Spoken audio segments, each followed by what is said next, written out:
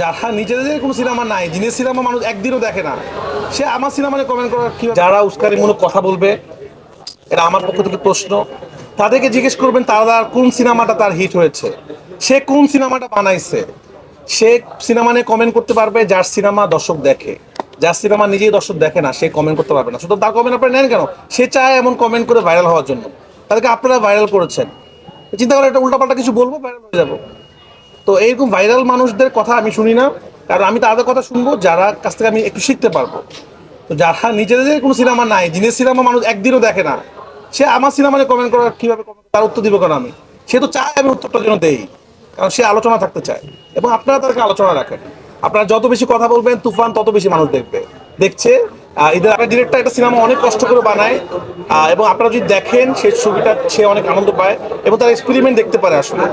তো আমি সবাইকে বলবো এই ছবিটা দেখেন, ছবিটা খুব ভালো হয়েছে, আমি রিভিউ শুনছি।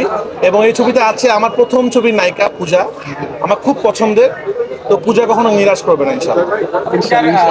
এর আগে আমাকে জিজ্ঞেস করছিল কম্পিটিশন ফিল হচ্ছে কিনা। আমি কখনোই কোনো কম্পিটিশন ফিল করি না, কারণ কম্পিটিশন মানে, প্রতিযোগিতা মানে আমার কাছে নেগেটিভ অর্থ দাঁড়ায়, এবং আমি নেগেটিভ কোনো কিছুকেই আমার ধারের কাছে আনতে চাই না।